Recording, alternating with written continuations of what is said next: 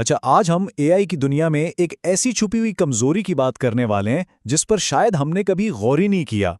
एक ऐसी कमजोरी जो हमारे रोजमर्रा इस्तेमाल होने वाले एआई टूल्स में मौजूद है और जो एक हुक्म और आम सी मालूमात के दरमियान फर्क को ही मिटा देती है।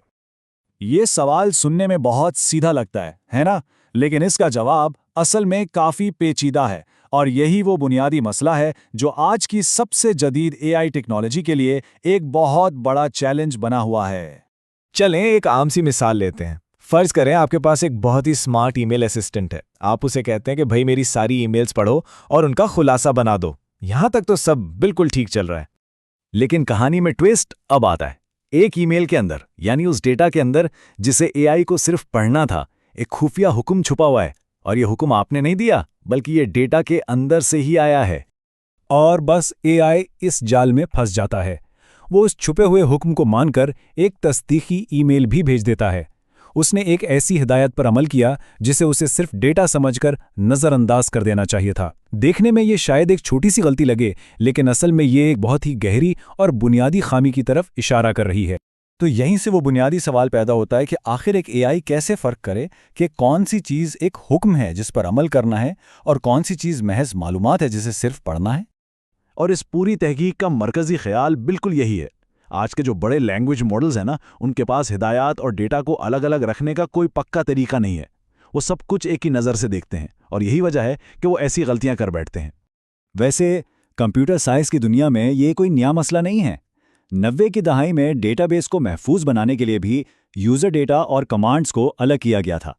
2000 के दहाई में ऑपरेटिंग सिस्टम्स ने भी यही किया। लेकिन अब एआई के इस नए दौर में हम वापस उसी मोड़ पर आ खड़े हुए हैं। ठीक है, तो अब सवाल यह है कि इस कन्फ्यूजन को, इस उलझन को नापा कैसे जाए। आखिर मुहक्किकीन ने इसका क्या तरीका निकाला।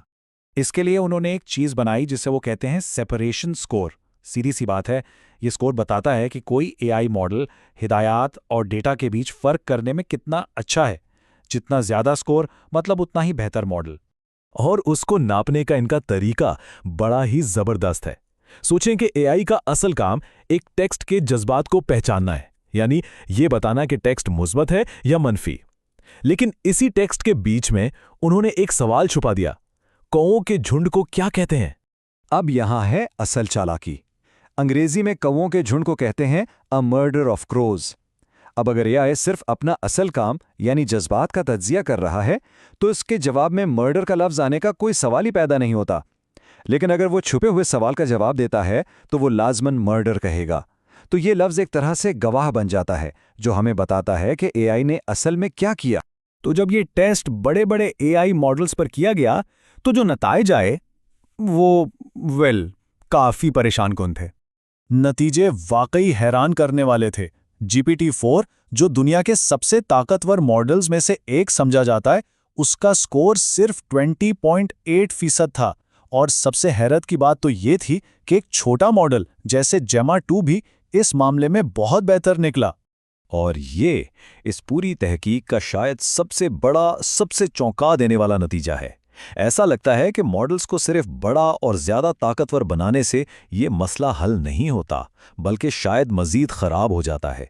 बड़े मॉडल इतने काबिल होते हैं कि वो दोनों काम एक साथ करने की कोशिश करते हैं, असल काम भी और छुपे हुए हुक्म पर अमल भी। अच्छा, मसला तो समझ आ गया, पर अब सवाल यह है कि क्या इसको ठीक करने का कोई तरीका है हमारे पास? क्या मौजूदा टेक्निक्स काम आ सकती हैं? मुहक्किकीन ने 2 अलग अलग रास्ते आजमाए। पहला था प्रॉम्प्ट इंजीनियरिंग, यानी एआई को कहना कि देखो ज़रा मोहतात रहना। इससे कुछ बेहतरी आई, लेकिन भरोसे के काबिल नहीं। दूसरा तरीका था फाइन ट्यूनिंग, यानी एआई को ख़ास इसी मसले पर ट्रेनिंग देना। इससे मॉडल ये काम तो सीख गया, पर बाकी सब कुछ भूल गया। मतलब एक मसला हल करने के चक्कर में पूरा मॉडल ही बेकार हो गया। और ये सब कुछ हमें इस पेपर के सबसे अहम, सबसे बुनियादी नुक्ते की तरफ ले जाता है। जब मुहक्किकीन ने अपने सारे नताइज को सामने रखा और उनका तज्जिया किया, तो उन्हें एक ऐसी चीज़ नज़र आई जो वाकई बहुत परेशान करने वाली थी। और वो सच ये था कि अगर आप इन एआई मॉडल्स को ज़्यादा महफूज बनाते हैं, तो उनकी कारकर्दगी, उनके काम करने की सलाहियत कम हो जाती है। यानी सिक्योरिटी और कारकर्दगी के दरमियान एक गहरा समझौता है। आप एक को बढ़ाते हैं तो दूसरा कम हो जाता है। तो आखिर में इस सब का मतलब क्या है?